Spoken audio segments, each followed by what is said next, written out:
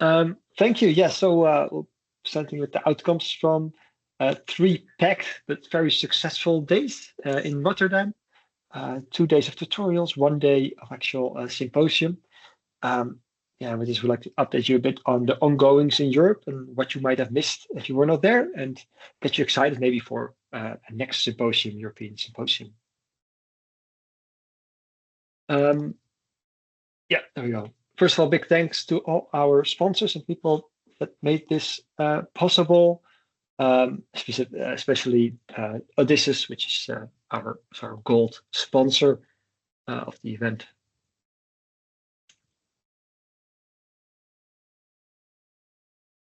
So first, few words about the OHDSI Europe chapter, which is a rapidly growing community. So why this chapter? So we're building expertise in Europe, improving interoperability of data, and having this expertise around OpenCDM and OHDSI tools. Also, the number of projects in Europe that are building on OMP is strongly increasing. We see a lot of collaborations between European partners, both in the academic and commercial side. And also the number of data sources mapped to OMP-CDM is growing. Now over 200 data sources are mapped. The main objective of OHDSI Europe is to enable the generation of reliable evidence from European health data to promote the adoption of the OMP-CDM and the OHDSI analytics. We focus on European challenges and opportunities and a strong sense of community building. So we serve as OHDSI Europe as a context for all stakeholders. Of course, we organize the European OHDSI Symposium, provide training of stakeholders, and stimulate national and international collaboration in Europe through national nodes, which actually we'll hear more about today. So a big bit of history. We have now had 5 symposia in total. The first one was in 2018, fully hosted at the Academic Center in Rotterdam, the Erasmus MC. The next year as well, already growing in participants, going to 250. Then we had a bit of hiatus due to COVID, of course, but in 2022 we had the 3rd annual symposium, the first one on the steamship Rotterdam, with 350 participants. And Sarah Seeger was inspired by that and made these great illustrations, still high on the wall in Peeters' office. And last year, the 4th symposium, again with 215 participants. And 2 weeks ago, we had our 5th OHDSI symposium, again on the steamship Rotterdam, a great venue. We had 2 educational sessions on Saturday and Sunday. And we also facilitate meetings for national nodes, and also so individually and a meeting for all the leaders of the national nodes. Really build on this community. With slightly more participants with 360. So first, and this was actually what I decided to do, to introduce a bit the Saturday and Sunday sessions, what we did there. We had some great faculty, and we'll just go over a few of these. For instance, we had our first open source development workshop led by Adam, Cesar, and Maarten, where they gave an overview of the open source ecosystem in OHDSI, the various ways in which both developers and non-developers can contribute. Apparently, there was a lot of interest on the effective use of Git and GitHub to contribute code. Tom Seinen had a session about natural language processing, where he was actually surprised that quite a few people are already using some kind of NLP to map their free text data to the OMP-CDM. Annika Rensky led an introduction to OHDSI for newcomers. Martijn Ejik tutorial on Hades in 2 parts. Kasia Telitka on a workshop on phenotyping. And Asya, apparently also Christian, a meeting around the oncology working group. Then on the Sunday, we hosted actually Patrick with a large team actually hosted a meeting around vocabularies and phenotypes with a hands-on workshop and also a plenary part. Anna, Melanie, and myself led a session around ETLing to the OHDM, which was for a Sunday afternoon very well attended with a full room. It was really nice to see. With a hackathon around the Eden Academy, Hendrik and Renske, how we can transition from the Eden Consortium to the Eden Foundation and keep supporting this academy. And as I said, several national node meetings on the Sunday, and Ross and Ayik led the patient level prediction workshop and around the discussion on moving these packages to CRAN.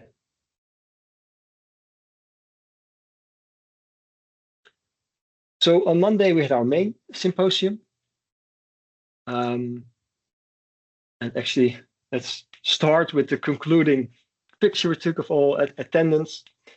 As I said, over 360 attendees, completely sold out.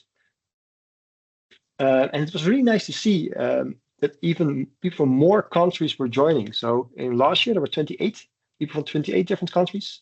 Now there were 37, even from outside of Europe. Taiwan, China, Kenya even. So that was really nice to see. If you look at the stakeholder distribution, that was actually quite the same as last year, mainly academia, small part pharmaceutical, governmental, health system. Then this is actually quite nice to see. So we also asked them upon subscription what their relation with OHDSI was. And specifically, we see that when we ask how many have an OMOP CDM instance of the attendees of the symposium, that actually increased from around 28 to over 40%. So almost half of the attendees at the symposium had some access to an OMOP CDM instance. But at the same time, there were also still a lot of people, over 20%, that were new to OHDSI. And we can also see that there is a nice uptake in the use of OHDSI tools and methods compared to last year. So both still newcomers and people getting more experience with OMOP and OHDSI.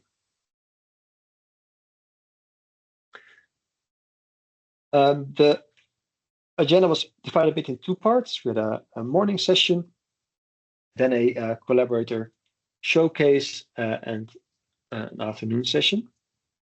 This was the morning session. So Patrick gave a nice introduction to the state of OHDSI, specifically in Europe, where have we been and where can we go together. And Renske dove a bit further in the uptake of OMOP and OHDSI in Europe, with a selection of European initiatives that presented what they have done there. And this is just a very small selection. There were many more post presentations about projects as well. This was just a small grasp of what is currently happening in Europe. Then we had also the national nodes all presenting. There are now 13 in total. So these are, even smaller chapters with central leadership around establishing of an OMCDM network and all the expertise needed to generate reliable evidence using the OHDSI tools.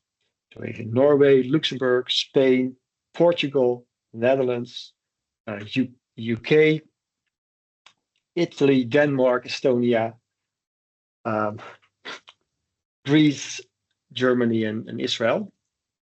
And actually, it was organized by Annika Renske, and they gave each one a nice attribute. So we see Danny here with a UK inflatable guitar, which was a nice interactive. I've omitted actually one data partner here. That's for national node, which is Belgium. And we actually invited Liesbet Peeters to say something about the Belgian data national node, precise. Yeah, so Liesbet, would you like to share? Okay, thank you. Thank you so much. I will share my screen. Voila. I'm assuming it's working unless people we see your screen, Liesbet. Okay, perfect.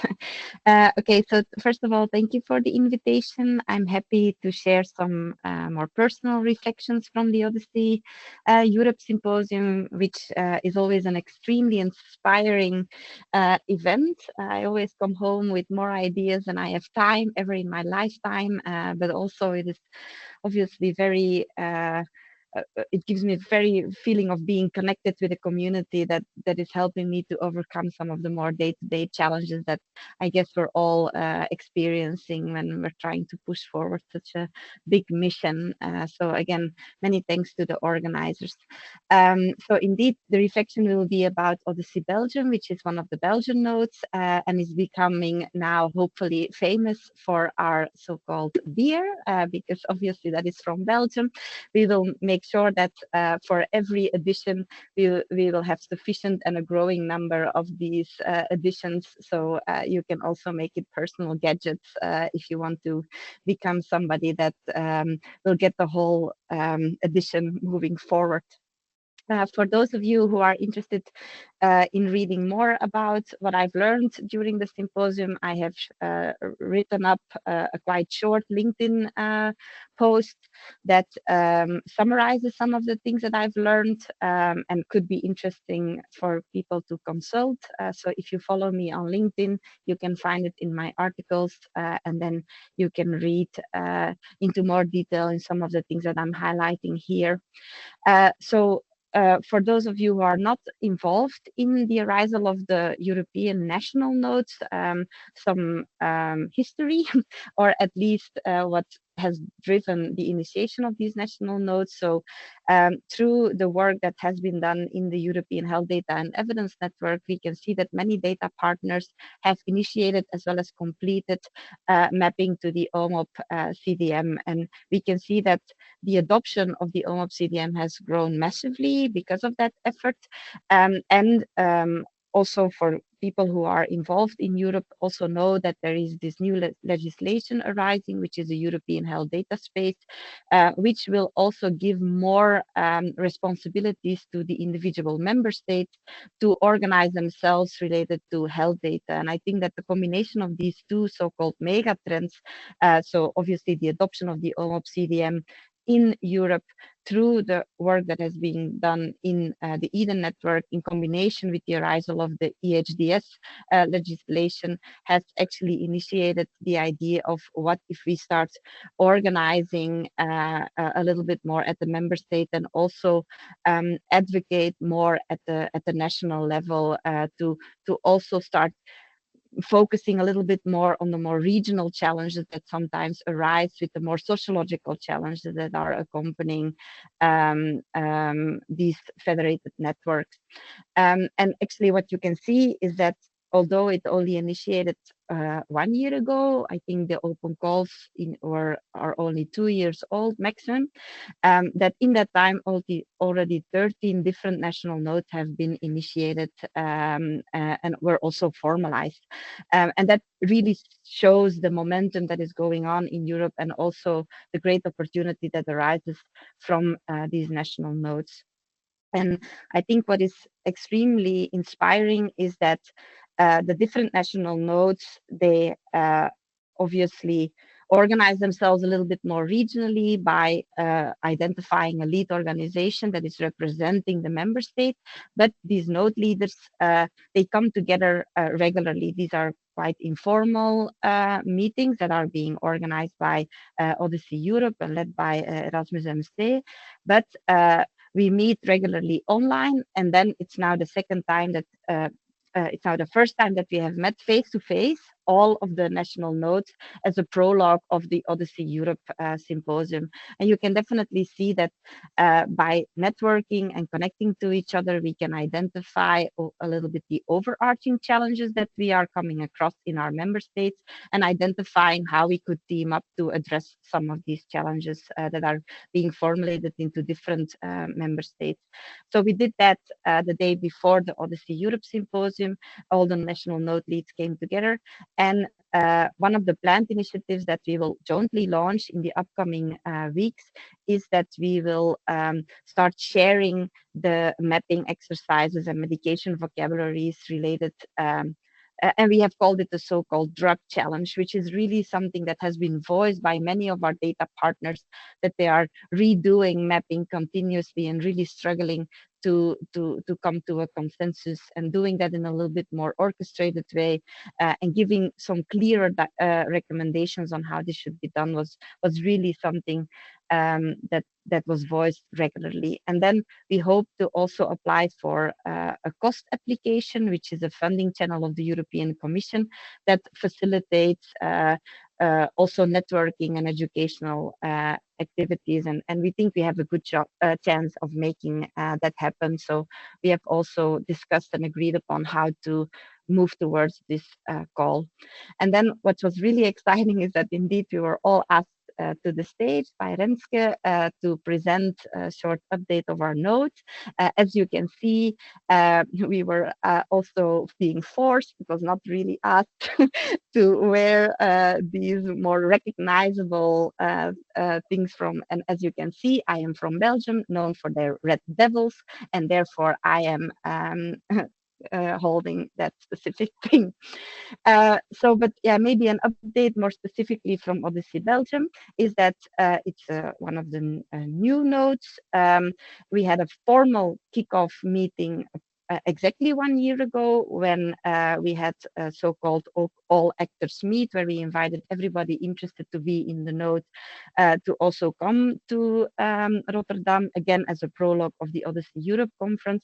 And we used that time to actually brainstorm on a so-called minimal viable roadmap, where we said, okay, there's not really any funding involved, but maybe if we all do something, we can already kickstart with the initiative. And then shortly after that, we've boomed a little bit, that since the official launch now 1 year ago, we have now 140 interested individuals on our mailing list, and we can see that that is a little bit of a lower threshold than the Teams environment, which they could in principle also subscribe to, but it appears to be easier to first register to the OHDSI Belgium mailing list, and then we obviously nudge them to really become part of the OHDSI global movement. But we can still see that that is a little bit of a barrier for some individuals. So these individuals represent 64 different institutions in Belgium, and obviously all the data partners that have been supported by the EDEN network. Our social media is still quite slow, but yeah, we hope that that obviously will grow over time, and everybody is very welcome to follow us on LinkedIn. So what we are currently doing is mainly community building and educational activities, where we have identified some key topics that the Belgian community was specifically interested in. That includes coming together around mapping exercises, and also this harmonization efforts, where they're all struggling a little bit with their mapping exercises. And there is also a workshop around fire versus OMOP, which is a big topic in Belgium, because we are really being pushed towards fire from the federal level.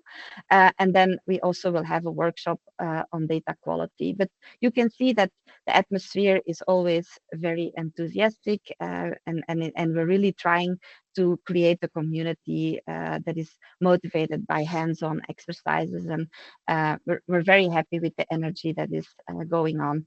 So that's it from my side. We have some save the dates for people who would be interested to join some of our upcoming workshops, and which will be in September on fire and OMOP, and in November on data quality. And then we also broadcast quite publicly our OHDSI Belgium winter event, where people can just dial in, and then we also release it on YouTube in order to build our community. So that was it from my side. Thank you for giving me the floor. Thank you so much, Liesbet.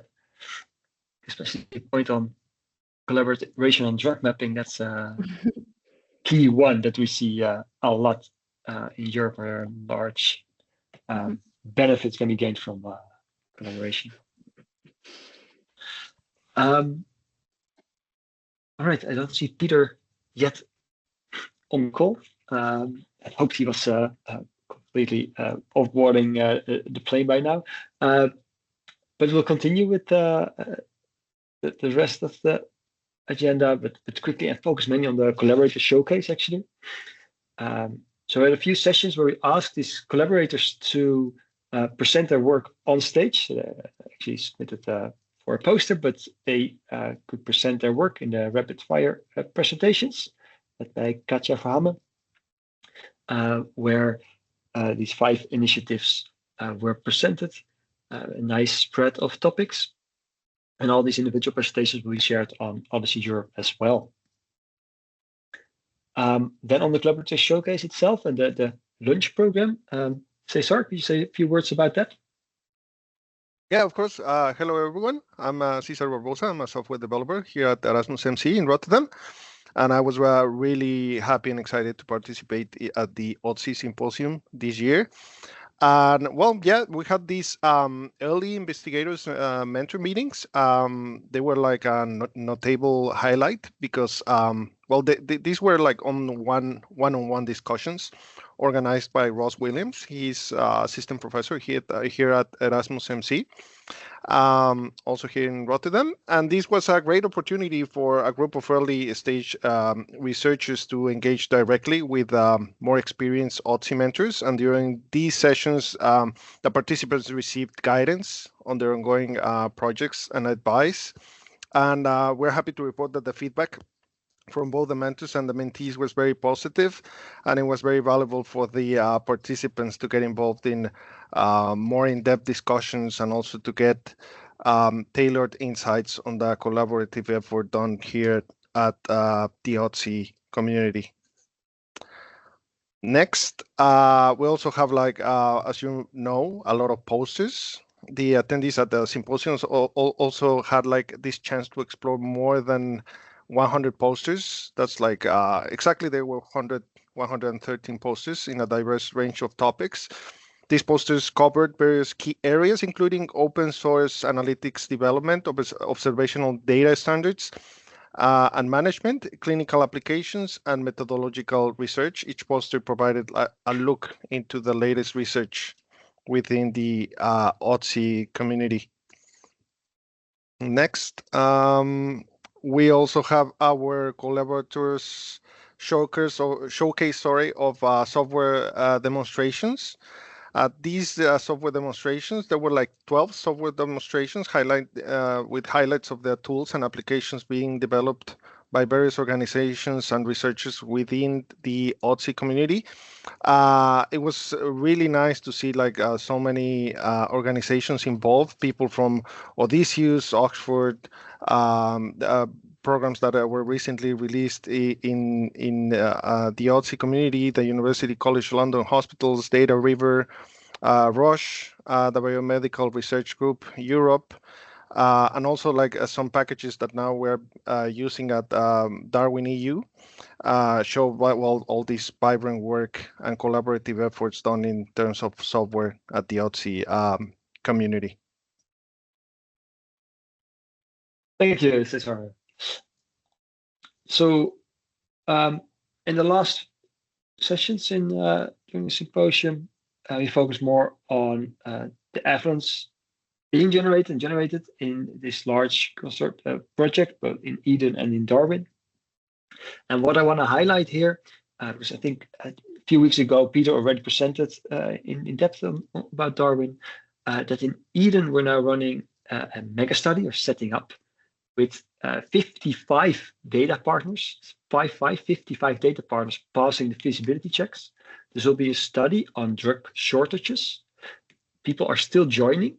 There was a first webinar this week, and during symposium, Marta presented on this If there are still even the partners in this call who not joined this, they can still sign up. So please reach out to us. Then, in terms of announcements, last February, the EMA catalog of real-world data sources and studies has been published. This will be a big metadata repository describing data sources, studies, institutions, and networks. And I think everyone with a data set, so regardless whether it's mapped to a standard or not, can add their metadata in this catalog to help improve discoverability of data sources in Europe. Then, Patrick, anything you want to say about your closing slides at the symposium? So, first of all, thank you, Maxim, for going through this. I think there was a lot of great content. For me, the overall thing that I really want everybody to take away is that there's tremendous momentum in the European region as it relates to creating a very robust data network predicated on the OMOP Common Data Model, with lots of excited individuals who really are keen to contribute not just to the European cause, but to the global cause. At the end of the symposium, we did a poll everywhere where Peter and I were specifically trying to challenge the group to say, what is it that we're going to present that's going to be amazing at next year's OHDSI Europe Symposium? And specifically, I was trying to get at clinical questions around specific areas where we think there's evidence gaps. And what was really interesting, as you can see on the screen here, is there was a lot of enthusiasm in the group to continue to advance the data efforts in the areas of ETL and data quality, in addition to some clinical areas, including particular interest in women's health.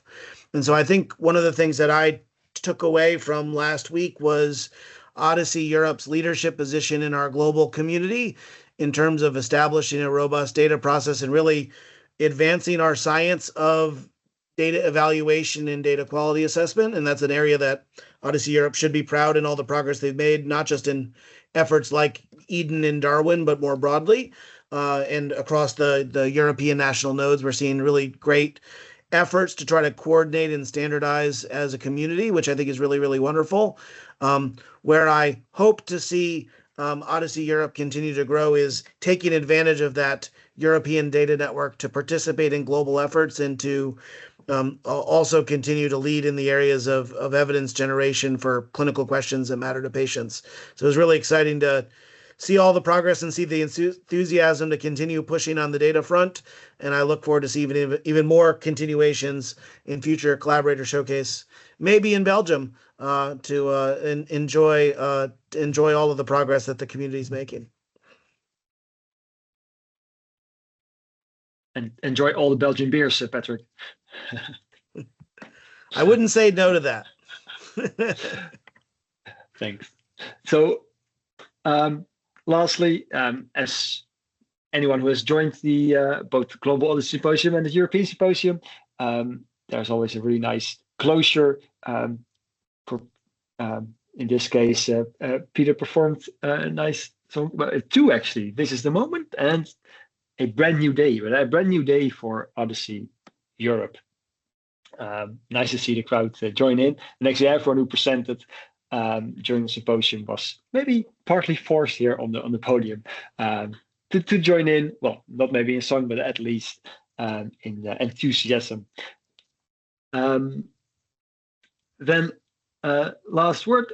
Thanks to Tineke de Ben specifically, our colleague at the Erasmus MC, who made this symposium a great success. I think we couldn't have done this without her, and of course the rest of the team that have contributed.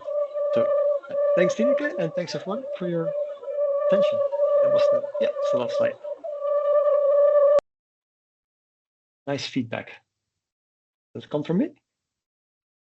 No, I don't think it did. All right. It looks like we have, first of all, thank you, Maxim and Liesbet and Cesar and everyone for this presentation.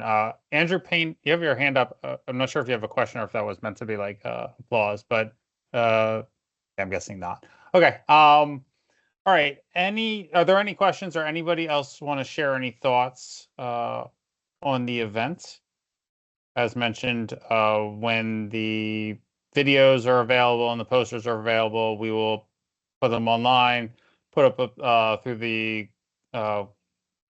social showcase as well. So, you know, expect to see a lot about the European Symposium through the summer. But if anybody else wanted to share anything before we go on. I see several folks that are on the call that were there, so I'd love to hear your quick hit one top reflection. I'll share a funny one from me. I was one of the folks that did the mentoring session, and so these are like 10 minutes to, you know, share words of wisdom from an old guy who can say why he got to where he was and whatever. And I had a young student who came up and asked me to debug his R code. So he just like whipped out his laptop and asked me to debug his code, which was very fun. I was not expecting that, but that was a good use of 10 minutes for both of us. So that was fun.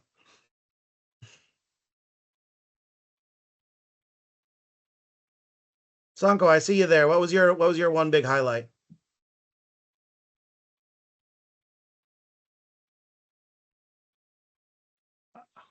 Hi, can you hear me? Yeah, we can hear you. It was lovely. That was my first OHDSI kind of meeting, and just the welcoming community and everybody just really welcoming and very open. And you know, I was close to academic experience in a way, even though there are a lot of companies, and that's not very often. Very nice kind of culture and atmosphere. I loved it, and also being introduced to so many of the pillars of the community, and being, you know, direct connection to some of the working group leaders. That was really nice. Of course, the beer in the evenings. I mean, that's kind of necessary. But lovely first experience. Yeah, and thank you for that to all of you. Ilse and Tineke, what's your reflection, since you guys put so much hard work into organizing? What was your favorite takeaway from your week? Well, I think everything went very well. Of course, I'm at the side of the organization, so I cannot say a lot about content because I miss a lot of that. But I enjoyed a lot of people being there and a lot of enthusiastic reactions I got by email. So I'm looking forward to the next symposium. I did have some time to attend Tom's workshop on Saturday in the late afternoon, so that was very interesting for me. And meeting all those people, yeah, from all over the world, and making new connections, meeting old friends. Yeah, it was so nice to do, and up for next year. Mm-hmm. Yeah. Very good.